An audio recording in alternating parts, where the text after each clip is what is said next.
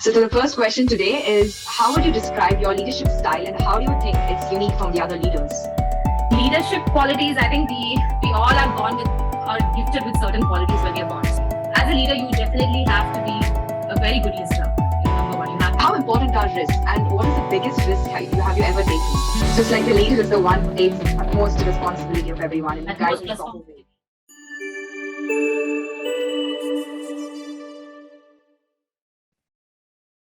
The month of October marks the Girl Up community's Club Challenge of Leadership Development.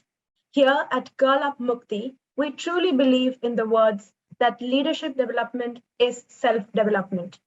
In this third episode, The Leader Insights, we'll be focusing on various aspects related to the concept of leadership and will provide you with insights on how to develop the leader that is present in each one of us.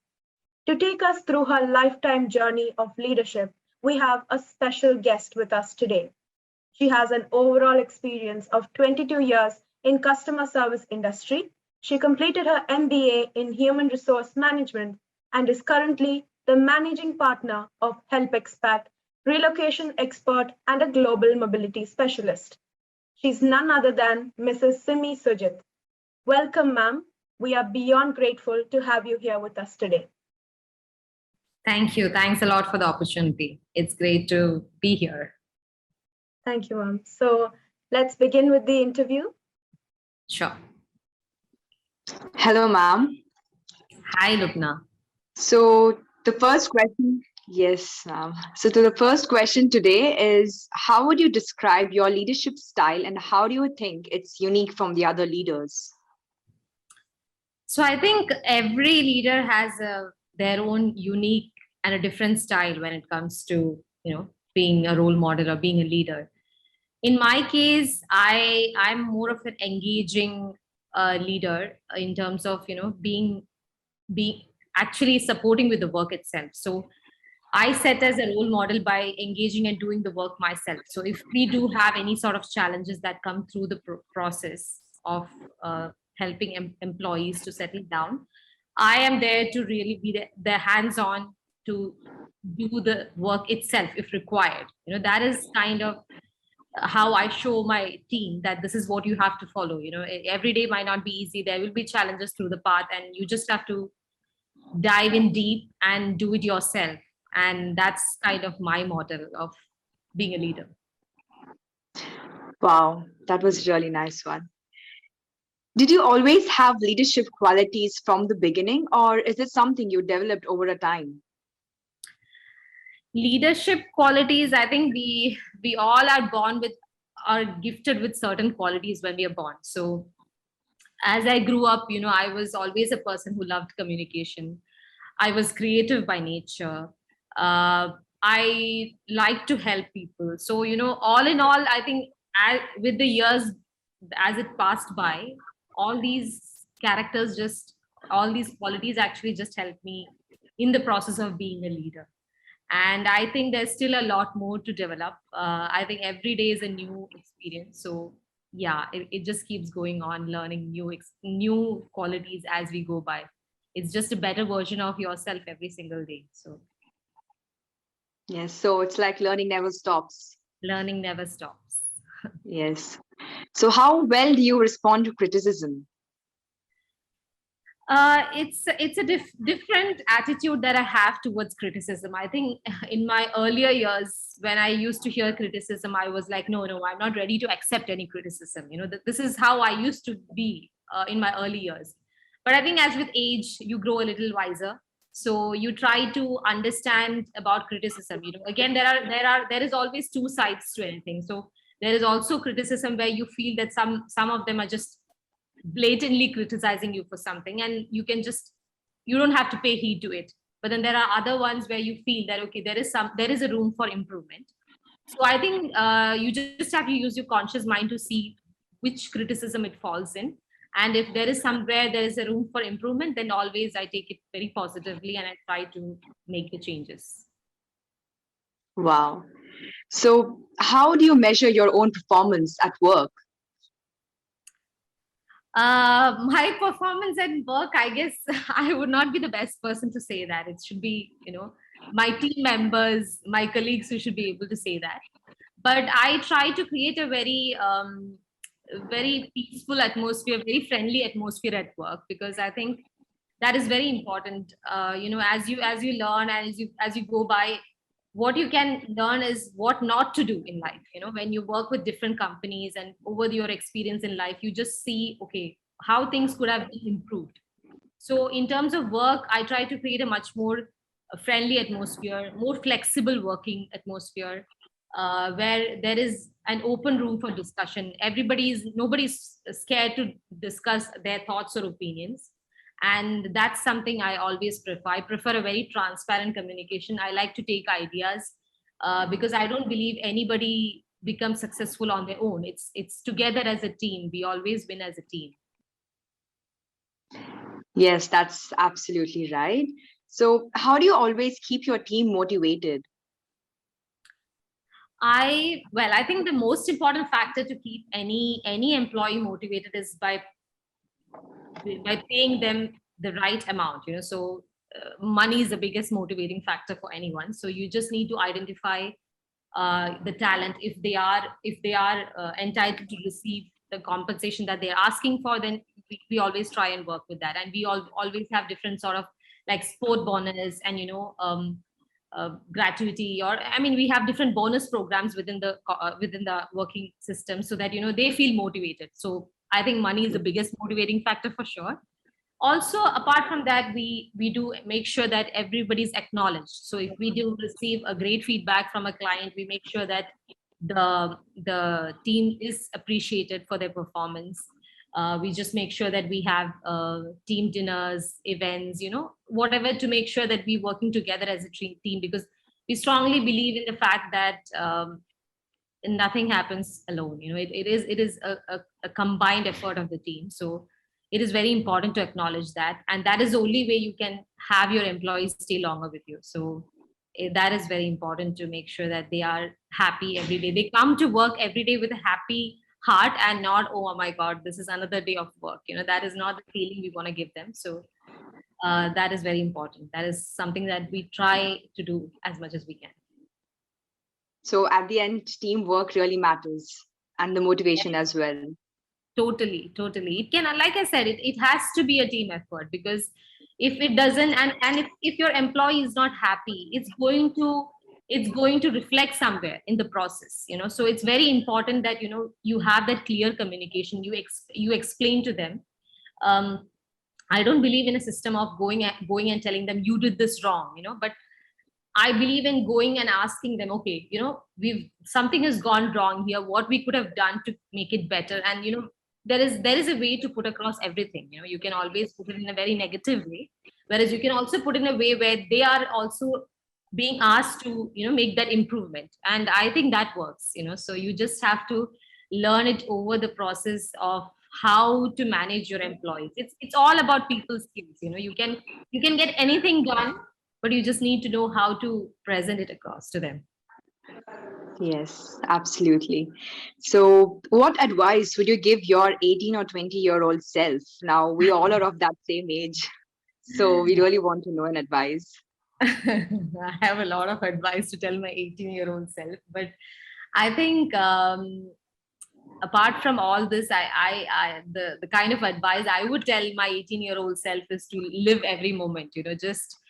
Just go by and just enjoy the time you have, and not worry or stress too much over what happens, and just believe in the process. Everything will fall in place. Because I think over time, as you go by, it just matters to be there in the moment, not thinking about the future too much, not over worrying. So yeah, that's probably what I would say. Just enjoy and live the moment and make memories. Yes, that's absolutely we are trying to do as well. So, Yeah. what skills do you think are crucial that one must have when it comes to leadership? Leadership, like I was just saying before, it's a combination of many skills. You need to have a very open mind to listen. You, as a leader, you definitely have to be a very good listener. Number one, you have to be able to understand what everybody wants, be it the team, be it the client. So you need to be able to cater to what anybody wants. So that is the most important factor. You need to have a vision, a vision of where the company is going. What is the future for the employees? There should be a growth strategy in place. So that's very important. You need to um, be able to be a role model in all the sense. Like you just have to show them as the role model, what can you do. So it can be like, the process can change every day throughout. And with any process now, for example, we are doing relocation. So when we do relocations, when expats come, their kind of expectations are changing. As the world evolves, the expectations keep changing, and the expectation goes very higher as time goes by, in terms of finding a home, in terms of finding a school. And it's very difficult to get appreciation from people anymore. People, they want to give very little appreciation, I feel. Not all of them, but there are people. It's a tough job to say, hey, well done. So you just have to be constantly innovative as to how you can, be a good leader, how you can do something different. So it's like I said, it's a continuous learning process. But as far as you have the empathy, you have creativity, you have innovation, as far as you are very understanding, you are a good listener, you can bring up new ideas, you're open to change, then it'll all fall in place. Yes, so leadership also comes with learning from others as well.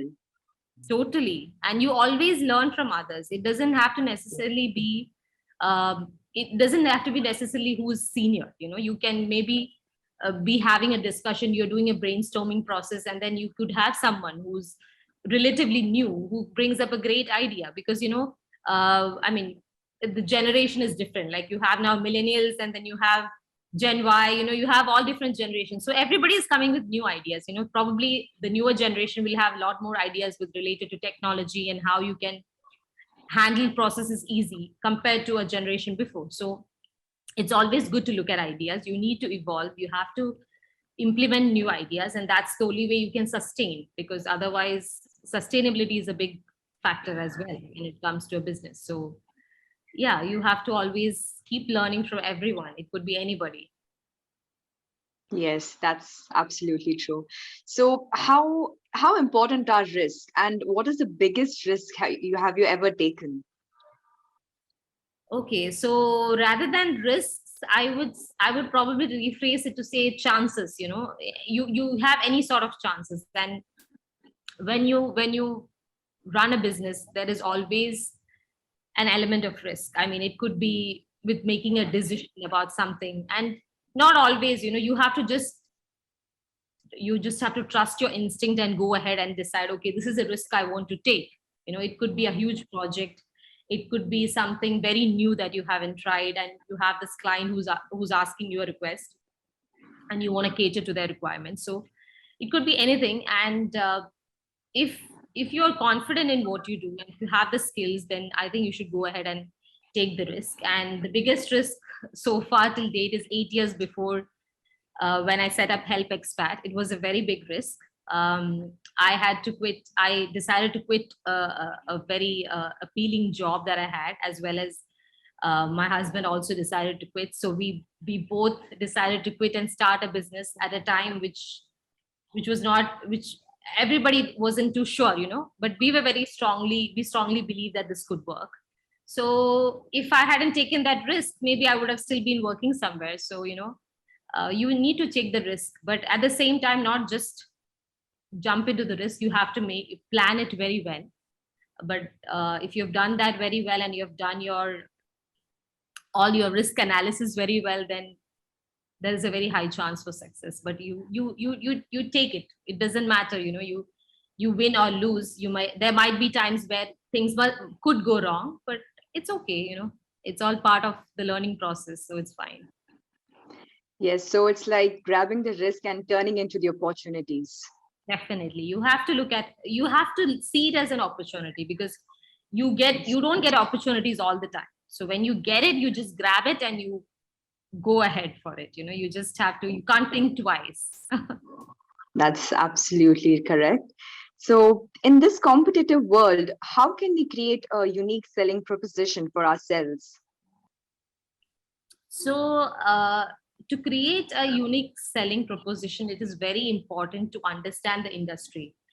So when Help Expert was set up, it was very important to look at what everybody else was doing. So when you have so many competitors, it's very important to understand what they're offering, what is their pricing model, uh, what is their key or what is their key points, what is the unique selling point. It's also important to understand how do they differ from other companies. So whenever any business is set up, it's very important to make sure that a good market research is done to understand. It's also good to network with companies and business owners of similar setup, so you will get ideas, so it helps you to understand how can you be different in offering the service to the clients.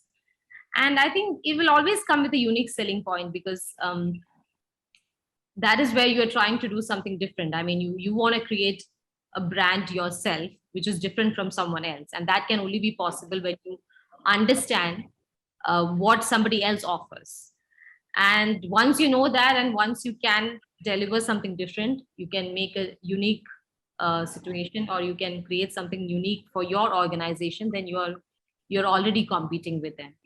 And yeah, I think almost every companies would be doing the same strategy, but it's very important to uh, look at what others are doing and learn from them, and try and create something different. So if you So, ask our basically, USP or our unique selling point, which is a secret, I shouldn't be telling you, but still, we actually believe in making sure the client is responded very promptly with the right information at the right time. Now, I know that everybody says that, but I believe that so many of them not really follows what they say. But I can say that we are very strong with that. Be it a weekend, be it a weekday, any of our clients come back to us, anybody who approaches us, we have the same approach. We get back very quickly, very promptly, with all the relevant information that they require. And many times we've had clients who have come back and said that we've chosen you over other because you were just very quick, prompt, right information at the right time. So time is money. People are not ready to wait. So that is our USP. so yes, that was wonderful. So, what advice would you give to young aspiring leaders? Ah, good question. I think when I look at young aspiring leaders, I have also leaders growing up at my home. What I would say, or what I think the young leaders have to do, is to be very determined. I mean, when you have made a decision, or when you have decided, okay, this is how I'm planning to go ahead. Uh, Sometimes I feel that younger generation, or I could be wrong, they are sometimes not ready to do the hard work for a long time.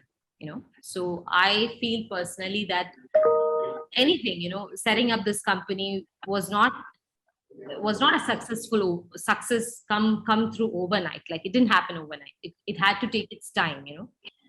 Now I'm sitting here and I'm talking to you after 8 years, so there was a lot of hard work behind this. So what I do have to tell the young generation is to make sure that you have your dreams, but you work hard towards your dreams. You don't give up. It might take days, it might take months, it might take weeks, it might take even years. But if you are determined, if you are having the passion, if you're having the right attitude, things will work, will fall in place. You just need to be patient, and you just need to be doing what you think is right, and then the rest will come. Wow, that was a really good advice. And I think hard and the way for the success is only hard work. Yes, there is no shortcut to it. Yes. Everybody has been trying to find a shortcut, but I don't think there's any shortcut to it. You have to do your hard work, and you cannot just set up something and just think, oh, you know what, it's okay, it'll just happen. You have to work hard. You have to go every single day with the same passion, with the same love for it, like you had gone on the previous day, and only then it will. And when you do that way, you will see a lot of difference. I'm sure all the successful people around will agree to this. Yes, as youngsters, we'll definitely keep this in our mind. So, our last question for the day is, what, according to you, differentiates a leader from a boss? A leader from a boss. So usually a boss or a manager is someone who is given certain tasks to do, and their job is just to make sure the task is done, and that's it. When it comes to a leader is someone who is going to bring a solution or be there to do it if nothing happens. For example, in our industry, like for example, if we are doing a home search and we are supposed to go ahead and find something, the manager is going to make sure, okay, the work is done. Okay, you have to do a home search, you have to go ahead and show properties, and that's it. And let's say there's a challenge, and for some reason one of the employees could not go ahead and show the properties. And if it's a leader will actually go themselves and do it for them. So it's about leader is someone who will always try and make sure that things are done in the right way. There is always a solution, because there'll be challenges and they'll go ahead and do the solutions. Whereas a manager is more kind of making sure the task is done. That is how you could look at it in terms of difference. So, it's like the leader is the one who takes utmost responsibility of everyone and guides in a proper way. Exactly, to guide, and that is how you feel a leader as a role model. I mean, manager Yes. does their task, but you see, it inspires you when you see a leader. Yes. So, thank you, ma'am. So, I think we are done with my side of questions. So, over to Reina. It was really nice speaking to you. Nice talking to you too. Thank you. Thank you. So I have one bonus question for our audience for you. So as an entrepreneur, as someone who started your own business, some real life experiences from you. We want to know some real life experiences. Wow. So real life experience, I'll tell you a very interesting experience that I have. So we set up the company and we were very interestingly, just waiting for our first client.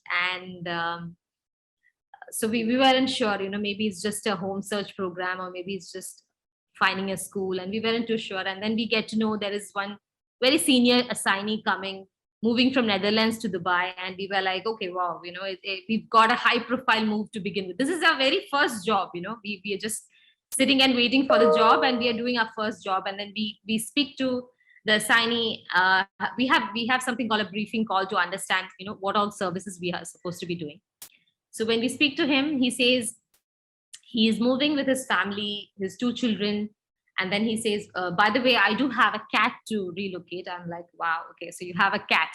Great. And then he says, not just that, I have a dog as well. And we're like, oh, wow, so you have a dog as well to relocate. He's like, yeah. But most importantly, I have a horse to relocate. And we are like, oh God, it's our first client and we're having like a full package, not just human beings, but we also have so many pets to move. So that was a very interesting first case. I mean, we'll never forget that client, because we always tell to all our employees and clients that our first move was moving a horse, a cat, a dog, and the full family.